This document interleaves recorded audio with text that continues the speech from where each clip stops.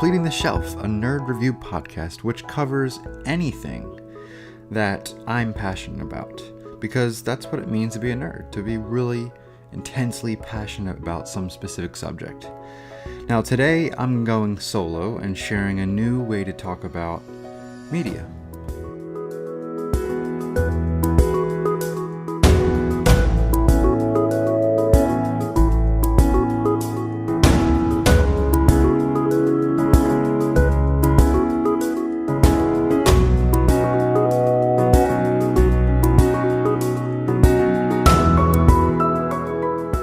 It may seem a bit dark, but I think it'll provide a fun challenge for you and for me to think about why we nerd out on the things that we nerd out on. I like to call this the like me game. Like as in social media like Facebook, liking things. Social media and Twitter and Facebook and Instagram all allow us to like things or heart posts or videos and messages and share those things.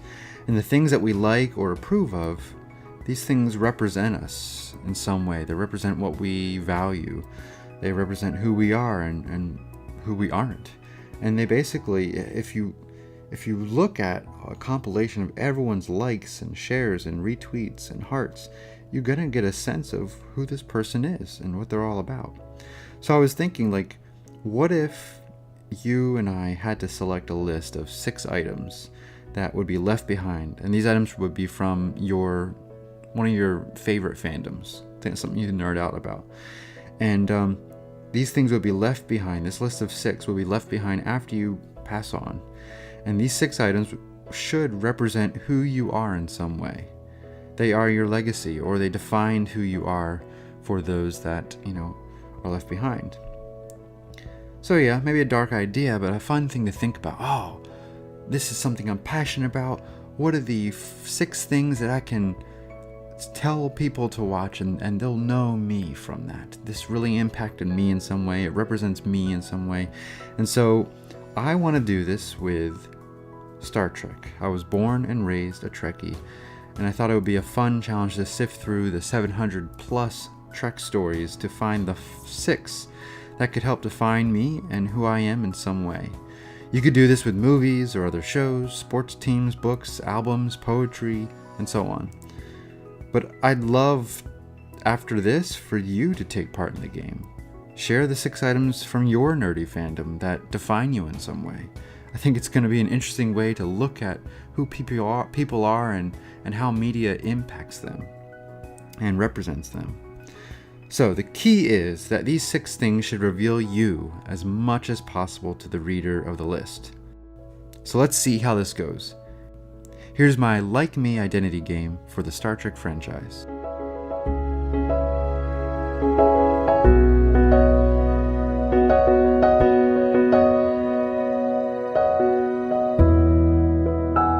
I'm going to start with number 6. Number 6 on my list is an episode from the original series, Season 1. It's City on the Edge of Forever. A very famous episode, perhaps the most famous episode of the original series besides The Trouble with Tribbles. That's the one with little furry creatures. In this episode, Kirk and Spock travel back in time to rescue Dr. McCoy, who has shot himself up with drugs accidentally and wandered back in time to Depression-era America. Something he does causes the whole future to change and everything Kirk knows to disappear, including the Enterprise. They eventually meet a social worker named Edith Keeler, who provides food and shelter to the poor, and she thinks Kirk and Spock are homeless poor people. So the only price Edith charges the people she serves is for them to listen to her vision of the future, this very hopeful, optimistic vision of the future, where war and poverty and disease are gone and humanity has evolved to simply work to better themselves. That's the focus of humanity. Now, through some time travel, sci-fi stuff, Spock determines that Edith is supposed to die very soon. And if she doesn't, the U.S. loses World War II because she influences the president to move toward disarmament and peace, which leaves the U.S. open for subjugation. So this is a very interesting episode because it really displays Roddenberry's vision for the future, for humanity, this humanist view of humanity, that we will progress and we will evolve and become better than what we are and shake out the flaws that have been holding us back during our entire time on this planet. This vision, though, that Edith expresses would lead to destruction unless all nations on Earth internalize and value the same principles of unity, peace, and the desire to better themselves. So the fact that Edith Keeler must die reveals the impossibility of this optimistic vision of the future. So I love this episode because it presents the vision that defines Trek and me, while also it suggests that this vision isn't compatible with humanity as it is today. The tension of optimism and realism is important to me in how I live each day. And for me, this humanist view of humanity rising above its flaws can only be achieved through, I think, religion is an essential aspect of humanity that can help bring that forward. But that's for another episode. Number 2 on my list is from Star Trek Voyager, Season 1. It's the episode Faces. And I love this one because, briefly, B'Elanna Torres is half Klingon, half human. Her Klingon half is very aggressive, angry, emotional, has a temper, and she's always ashamed and upset that she has this fire within her. And, in the episode, through sci-fi shenanigans, she's split in half. And what her Klingon half, her aggressive half, is there alive, and then her human half is there. And the human half is diminutive and kind of very calm and cowardly almost, and the Klingon half is aggressive, and it's uncontrolled rage and strength. And in the episode, B'Elanna learns that she needs to treasure all these different aspects of herself. It makes her who she is, and her calm, cowardly side can't be motivated to become more without that aggression that motivates her. So I like this because we all have facets of ourselves which we wish we could remove, but they define us, they fuel us to become more than what we are. They shake us out of complacency. And I certainly have some things that I would like to take out of myself, but it is who I am, and having those flaws propels me to want to become better. So I love that episode for that reason. Number 4, The Visitor, from Deep Space Nine Season 4. This is a very touching episode where it demonstrates the bond between parent and child. And I won't go into a summary of the episode because it's very complicated in time travel and subspace, blah, blah, blahs. But basically, a child loses his father, but in one of those ways where you don't see the body, you don't get that resolution, and then the father keeps appearing every couple decades to the son. So the son knows his dad's out there in space somewhere trapped, and so he gives up his whole life to study and learn how to use physics to bring his father back into his life. I won't spoil the ending, but this is told from the point of view of the child who's grown up to be a very elderly man who eventually passes, but he is also a storyteller, and he's still telling the story of his losing his father and getting his father back and losing his father again to a young writer who wants to learn from him. And so there's a lot of elements about what it means to be a writer and telling stories. And since I'm really interested in storytelling and writing as a literature teacher, this episode speaks to that part of my identity. The next episode, number 3, is The Inner Light from Season 5 of The Next Generation. And Captain Picard is struck by this alien probe that basically he wakes up living a whole nother life with another identity, eventually raises a family and lives to like his 90s, and it sees his grandchildren. And it basically, this probe was running a program in his mind to pass on the culture and the experience of a whole civilization that died because of a supernova.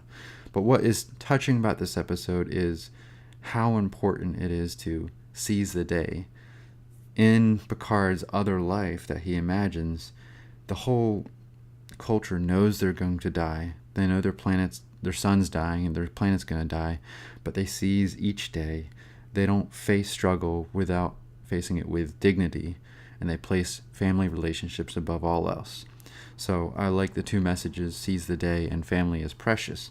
And so those two ideas I try and keep with me every day, and that's why The Inner Light is on the list. Also, it's a fantastic story. Number 2, Darmok, from the 5th season of The Next Generation. This is that episode that is all about investigating how language works. And there's tons of papers written on this. I've taught it before in the past because it talks about how narratives we accept as truth guide our lives and act as shorthand for how we interpret others and the world. Without shared narratives, our society breaks down. And in this episode, an alien race is signaling for the Enterprise to come to make first contact and make an alliance, but no one's been able to communicate with these aliens. And it's because these aliens speak through metaphor.